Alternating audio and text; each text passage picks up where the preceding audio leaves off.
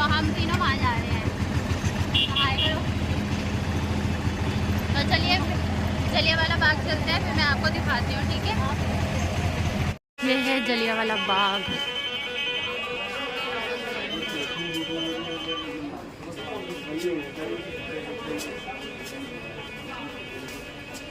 This is what they were talking about in the museum.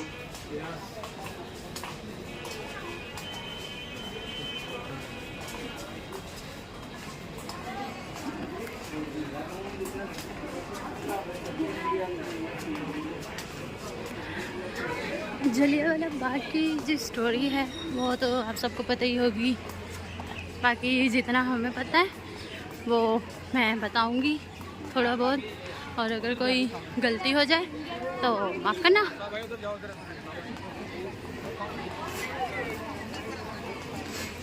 हम आए हैं जलियांवाला बाग, जहाँ पे बहुत फाइटिंग हुई थी अंग्रेज़ों के टाइम पे।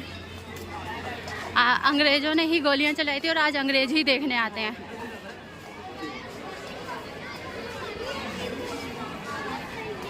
तो माय यूट्यूब फैमिली, हम आ गए हैं जलियांवाला बाग में, और आपको ये बहुत अलग लग रहा होगा जैसे हमने टीवी में और पिक्चरों में जो देखा है उससे। हाँ, ये अलग है क्योंकि अब जो इन्होंने जो भी वहाँ के हैं लोग बाग, उन्होंने थोड़ा चेंज कर दिया है, ओरिजिनल चीज़ें नहीं रखी हैं। जैसे पहले ज़मीन पे खून वगैरह, और जो कुआं था पहले वो खुला था, पर अब उसको बांध दिया है पूरे चारों तरफ से, उसको शीशे में बंद कर दिया है कि जैसे कोई कूदे ना या कुछ उल्टी सीधी। क्योंकि लोग बाग क्या करते हैं ना, अंधविश्वास के वहाँ पे उसमें सिक्के डाल देते थे, तो वो चीज़ें गलत हैं, तो इसलिए उन्होंने शीशे में कर दिया है। तो अब हमें भी यहाँ से, हमें रास्ता नहीं पता चल रहा था कि कहाँ से एंट्री है कहाँ से नहीं, तो हम अब जा रहे हैं। और इस ब्लॉग में मैं ज़्यादा नहीं बोलूँगी क्योंकि इस ब्लॉग में जो भी चीज़ें वो नॉलेज की चीज़ें हैं और आप लोग पढ़ सकते हैं, क्योंकि मैंने उसमें कुछ भी ज़्यादा बोला नहीं है, सिर्फ चीज़ें दिखाई हैं। तो मैं अभी जैसे वॉइस डबिंग नहीं करूँगी। और ये है येलो कलर के कमल के फूल, बहुत ही प्यारे लग रहे थे। और तो चलिए फिर आप इंजॉय करिए ये ब्लॉग, और हो सकता है आपको थोड़ा बोरिंग लगे क्योंकि इसमें थोड़ी सी स्टडी वाली चीज़ें हैं, जैसे कि अगर हिंदी में बोले जाएं तो सामाजिक विज्ञान, इतिहास की बातें हैं। और तो मैं अब आपको वो दीवार दिखाती हूँ जहाँ पे जब अंग्रेज़ों ने बंदूकें चलाई थी तो गोलियाँ लोगों को लगी थी, तो वो गोलियाँ जो लोगों में से आर पार होकर दीवारों में लग गई थी, तो वहाँ पे आज तक वो निशान है गोलियों के, तो बुलेट्स के। तो चलिए फिर मैं दिखाती हूँ आपको, और फिर से मैं बोलूँगी कि मैं इस ब्लॉग में ज़्यादा बात नहीं करूँगी, ओके। तो चलिए फिर एंजॉय करिए ये ब्लॉग। हैं? नवीन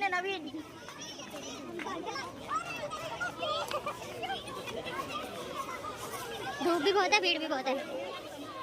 चलिए मैं आपको वो दिखाती हूँ दीवार, जहाँ पे जब अंग्रेज़ों ने गोलियाँ चलाई थी तो वो दीवारों पे जाके जो लगी थी बुलेट्स, है ना, वो देखो वो दीवार है, वहाँ पे निशान भी हैं, आज तक उनको मार्क कर रखा है दिखाने के लिए। चलो दिखाते हैं आपको। भीड़ बहुत है यार, देखो ये सब यहाँ इसलिए खड़े हैं कि वो देख रहे हैं निशान ना, जहाँ बुलेट्स लगी थी। चलो मैं आपको भी दिखाती हूँ।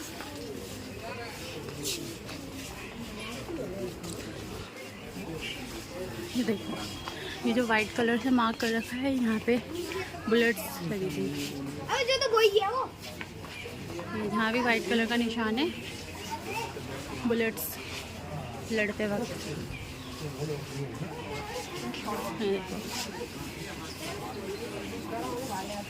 आज भी वो देखो दो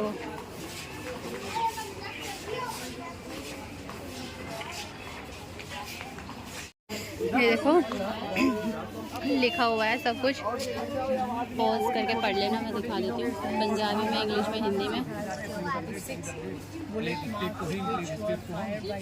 ये नक्शा बना रहे हैं। Without any warning, the crowd who had gathered here to protest. बरगद का पेड़,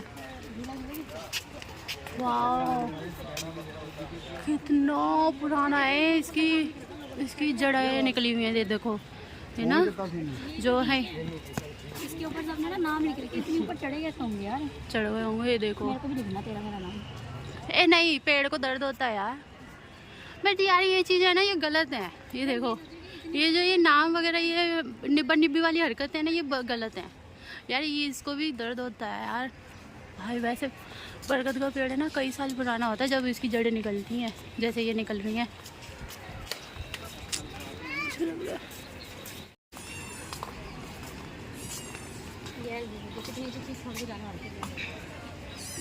पढ़ लेना जी, पर ये पंजाबी में ही है। अच्छा हाँ, हिंदी में भी है। जनसंहार की खबर देखने गई, चलाई गई। चल डायर को चल चल चल चल, पढ़ लिया। उनका वो लिखा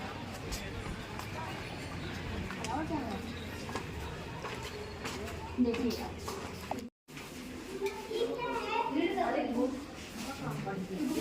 लड़ाई होगी उसके बारे में लिखा है ना, जो बोले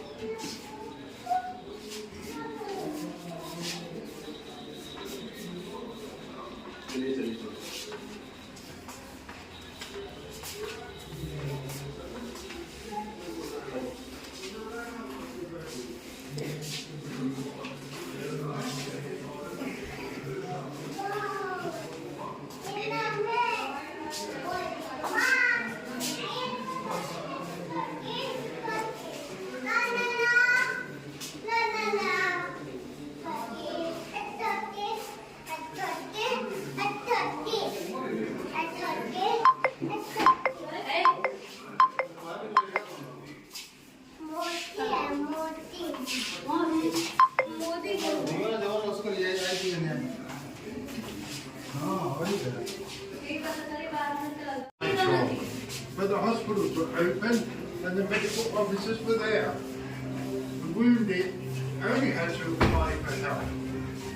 But they did not do so because they themselves would be taken into custody for being in the assembly. I would think to help them if they apply.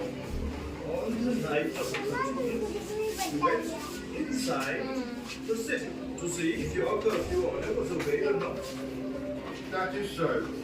And you found that the order was obeyed. That is quite correct. And you intended that all of you should be obeyed. If I gave an order, then the ladies should be obeyed. I can do later. After taking into consideration Reginald General Dyer's response to his actions on 13th of April 1990. ये वो कुआं है जिसमें जो लेडीज़ें थी, बच्चे थे, वो कूद गए थे अंग्रेज़ों के डर की वजह से। अंग्रेज़ों ने उनको, देखते हैं दिखता है क्या शीशे में से, दिख तो नहीं रहा भाई। गोलियों, ये औरतें कूदी थी। जो ये निशान है ना, जो आप देख रहे हो, ये गोलियों के निशान हैं।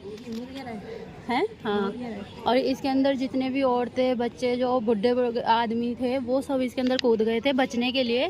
पर अंग्रेज़ों ने उनको भी फायरिंग करी थी और वो कुएं में ही मर गए थे। कोई डूब के मर गया, कोई फायरिंग से मर गया। ये वो कुआं है। जो ये निशान है काले काले, ये गन के निशान है, बंदूकों के। पहले ये खुला था पर अब इन्होंने ना बंद कर रखा है, तो इसलिए शीशे में से मैं आपको दिखा रही हूँ। पैसे डाल सकते हैं। हाँ, क्या करेंगे उनके पैसे? नो स्मोकिंग, नो सीसीटीवी कैमरे के निगरानी में।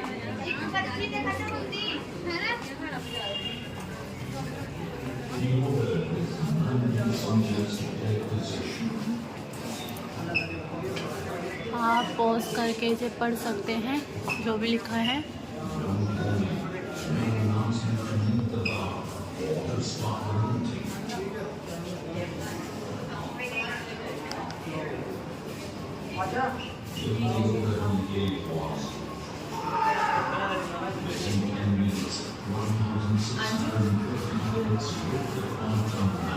मंगल सिंह जी, सुंदर सिंह जी, उत्तम चंद, general dear. Mahatma Gandhi, doctor Satyapal, Saifuddin खिच,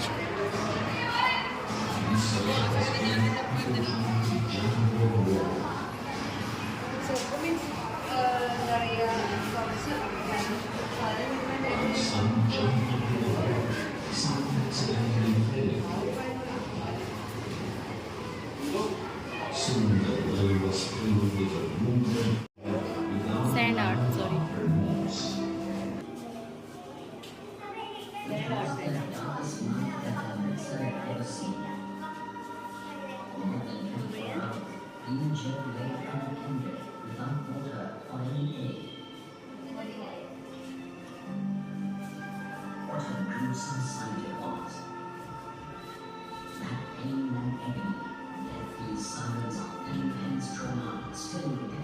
कितनी प्यारी आर्ट बनाई है।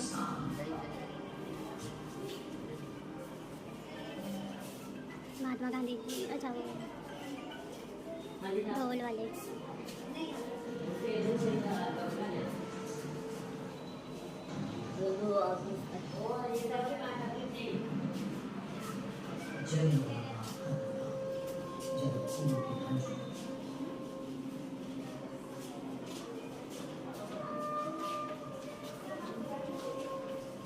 फेस्टिवल लोहड़ी का।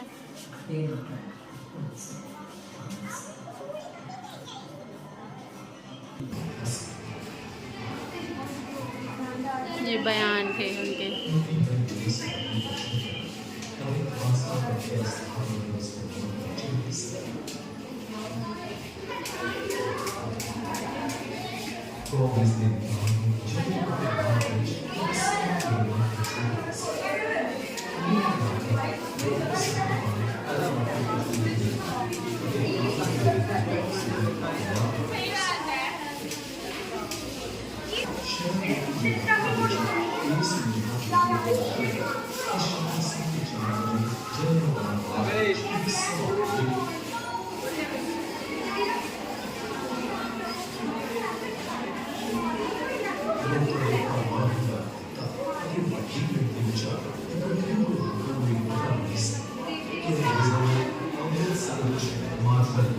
यहाँ पे 3D मूवी चल रही है जो फायरिंग हुई थी उसकी। देखो जैसे ये अंग्रेज सिपाही, वो भी अंग्रेज सिपाही, और ये घर जैसे फायरिंग की थी।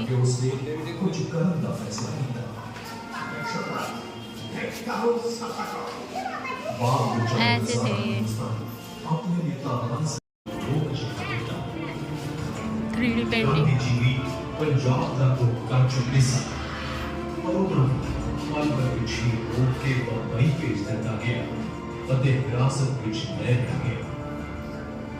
ਆਪਣੇ ਸਥਾਨਕ ਨੇਤਾਵਾਂ ਦੀ ਗ੍ਰਿਫਤਾਰੀ ਅਤੇ ਗਾਂਧੀ ਜੀ ਨੂੰ ਪੰਜਾਬ ਵਿੱਚ ਆਉਣ ਤੋਂ ਰੋਕੇ ਜਾਣ ਦੀ ਖਬਰ ਜੰਗਲ ਦੀ ਅੱਗ ਵਾਂਗ ਫੈਲ ਗਈ, ਜਿਸ ਨਾਲ ਰੌਲਾ ਕਾਨੂੰਨ ਨੂੰ ਹਟਾਉਣ ਲਈ ਚੌਂਹੀ ਪਾਸੀ ਪ੍ਰਦਰਸ਼ਨ ਹੋਰ ਵੀ ਤੇਜ਼ ਹੋ ਗਏ ਅਤੇ ਇਹ ਤਾਂ अंग्रेज कदे भी बर्दाश्त नहीं कर सकते सन, क्योंकि उन्होंने नीति भारत विच फुट पाओ ते राज करो दे सिद्धांत ते टिकी हुई सी। लोकां ने विरोध किया ਅਤੇ नेतावां दी रिहाई दी मांग ਨੂੰ ਲੈ ਕੇ डिप्टी कमिश्नर माइकल अर्विन के घर ਵੱਲ ਨੂੰ ਚੱਲ ਪਏ। इस शांतिपूर्ण जुलूस ते गोलियां चला ਦਿੱਤੀਆਂ ਗਈਆਂ ਤੇ 73 ਰਾਉਂਡ ਗੋਲੀ, 20 ਦੀ ਮੌਤ ਅਤੇ ਕਈ ਹੋਰ ਸਨ। 11 अप्रैल 1919 शांतिपूर्वक ਅਤੇ ਨਿਹੱਥੇ ਪ੍ਰਦਰਸ਼ਨਕਾਰੀਆਂ ਤੇ ਹੋਈ ਇਸ ਅਕਾਰਨ ਗੋਲੀਬਾਰੀ ਕਰਕੇ ਲੋਕੀ ਉਤੇਜਿਤ ਹੋ ਕੇ ਹਿੰਸਾ ਤੇ ਉਤਰ ਆਏ, ਜਿਸ ਵਿੱਚ 5 ਅੰਗਰੇਜ਼ਾਂ ਦੀ ਜਾਨ ਚਲੀ ਗਈ। ਉੱਚ ਕੋਟੀਆਂ ਵਾਲਾ ਵਿੱਚ ਨਿਸ਼ਚਰ ਤੇ ਹੋਇਆ ਹਮਲਾ ਮੰਦਭਾਗਾ ਸੀ, ਪਰ ਇੱਕ ਭਾਰਤੀ ਨੇ ਅਚੇਤ ਅਵਸਥਾ ਵਿੱਚ ਪਈ ਉਸ ਨਾਰੀ ਨੂੰ ਬਚਾਇਆ। गरीब अंग्रेजों ने अपने परमाणु के दौरान डिफेंस ऑफ इंडिया एक्ट ने अंग्रेजों को असीमित अधिकार प्रदान कर दिए, पर गदर पार्टी और गुलामों की अगुवाई में भारतीय क्रांतिकारियों ने इसका मुंह तोड़ जवाब भी दिया। इससे मजबूर हो अंग्रेज सेडिशन कमेटी लॉ के आधार पर और भी कठोर कानून ले आए और इससे अधिक उनसे उम्मीद भी क्या थी क्योंकि वो गैर न्यायिक हथकंडों को कानून का नाम देने में माहिर थे और अंततः वे रोलर कानून ले आए जो कि भारत में लागू किया गया सबसे भयंकर काला कानून था। आवाजें फूंक दी गई, कलम की नोक तोड़ दी गई, स्याही सुखा दी गई, कोई वारंट नहीं बस गिरफ्तारी, कोई दलील नहीं न कोई अदालत, सिर्फ सजा ही सजा, निर्वासन और नजरबंदी। ऐसे थे काले कानून और स्वाभाविक था कि भारतीय इनका मुकाबला करने को विरोध में उठ खड़े हुए।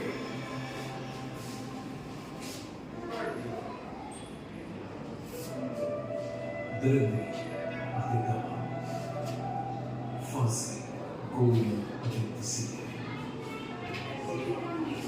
ये सब कुछ भारत के राज करने कानून के नाम पे होता है।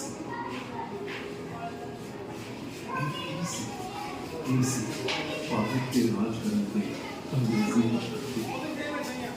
स्थान से प्रमुख लोगों भारत के अंग्रेजी का इस्तेमाल करके डालना उनके अपने मुताबिक करने के बावजूद कल्याण के अवसर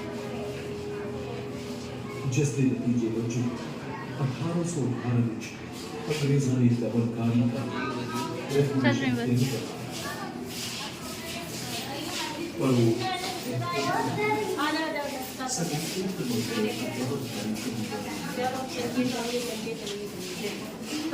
ब्लैक संडे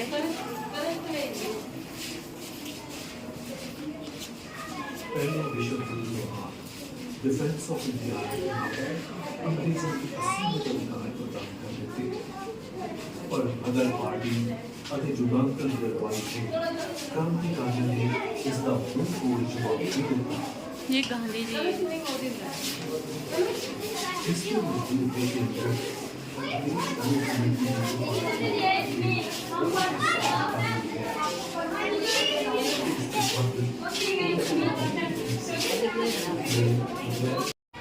कि ये देखो पुराने जमाने के गेट्स उस टाइम के, ये तो अभी नए बने हैं, ये पुराने हैं।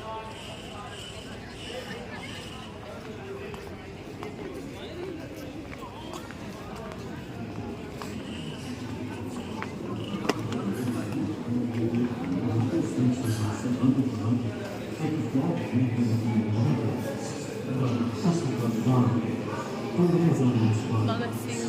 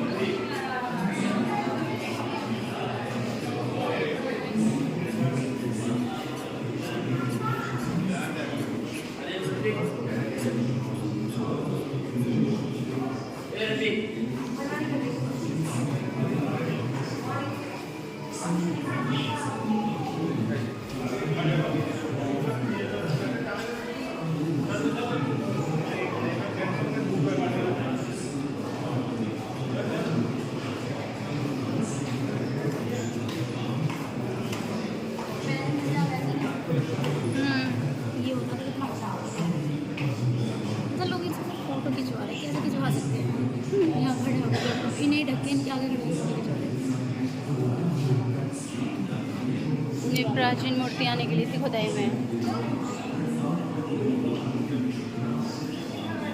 ये पंजाब था पहला।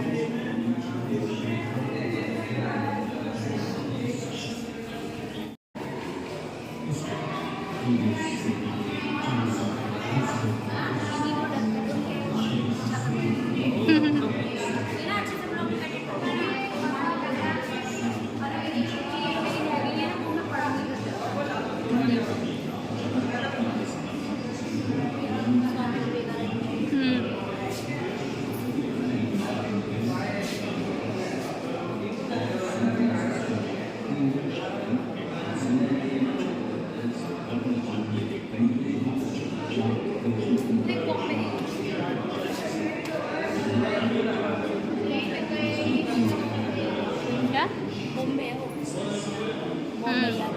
बॉम्बे सिटी।